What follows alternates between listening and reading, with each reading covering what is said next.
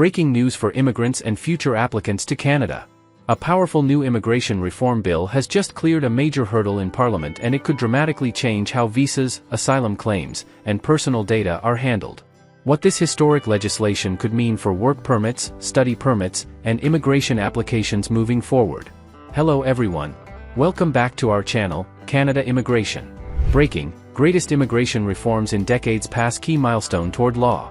The Senate has passed a bill containing the greatest reforms Canada's immigration system has seen in decades, including the ability for the Governor-in-Council to vary, cancel, or suspend immigration documents, including work permits, study permits, and permanent resident visas.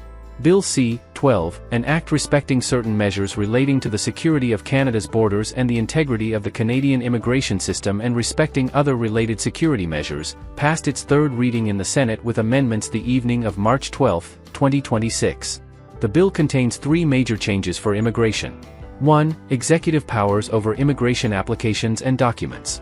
2. A reform of Canada's asylum system, and 3. Provisions for increased sharing of personal information on the part of the Immigration Department. Executive powers. Should the bill become law, it would provide the Governor-in-Council the ability to issue orders to 1. Cease accepting for processing, pause the processing of, or terminate the processing of immigration applications. 2. Cancel, suspend, or vary immigration documents, such as work permits, study permits, visitor visas, and permanent resident visas, and 3. Impose or vary conditions on temporary residence. Should the bill become law, these powers could be exercised by the Governor-in-Council in situations deemed to be in the public interest, which the bill defines as matters pertaining to administrative errors, fraud, public health, public safety, or national security. After the exercise of these powers, the immigration minister would be required to provide justification for the orders to Parliament, as well as details on those affected. Asylum reform. The bill introduces two new grounds for ineligibility for asylum claims to be referred to the Immigration and Refugee Board, IRB. 1. Claimants who first entered Canada after June 24, 2020, and made their claim more than a year after their first date of entry, post-1-year claimants, and 2. Claimants who entered Canada from the Canada-US land border, outside a port of entry. Currently, Canada's immigration and refugee protection regulations allow asylum claims from claimants who have entered along the Canada-US land border outside a port of entry, provided that the claim is made at least 14 days after the claimant has entered Canada. The two new grounds for ineligibility for asylum would apply retroactively to June 3, 2025, the date upon which was first introduced C-12's precursor bill, Bill C-2.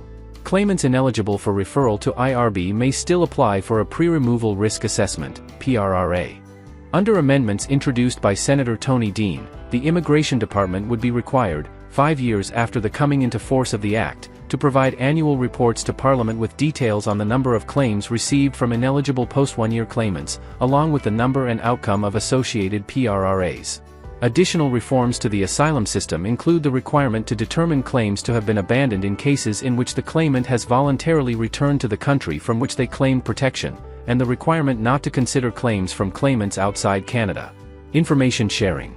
The bill contains provisions that would allow the Immigration Department to disclose individuals' personal information to other government agencies and to government-controlled corporations, who would be allowed, with the permission of the Immigration Minister, to share that personal information with foreign entities. Personal information that could be disclosed outside the department includes individuals' identities, their statuses in Canada, and any documents issued to them under the authority of the Immigration Minister.